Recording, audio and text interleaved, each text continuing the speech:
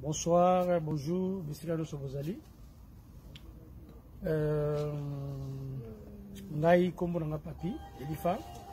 Tozana Jean-Paul. Tozana Guy. Puis ndeko na biso dedo oyo image de Panzani mokili mobimba.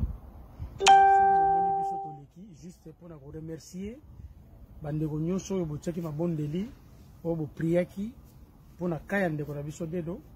Donc touti na parquet ya Bobini et ndeko na biso aza innocent. Donc yango toye ko remercier Nzambe et puis to remercier bino bato botiaki biso na mabondeli et Nzambe na bino asali. Que Dieu vous bénisse. Aza libre. Voilà.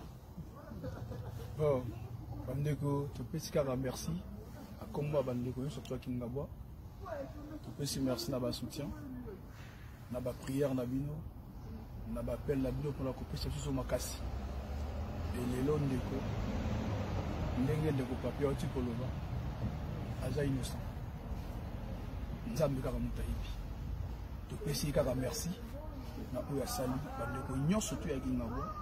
Et si ko bozali ndeko na bino azali mais bobo sana libondeli te esiko bana makila na ye ezali pe ndeko na baza nemi na biso te Nzambe pa azala na ye abatela ye asali mama ya bana na biso. Amen. Nzambe azala na ye azala na bana. Merci.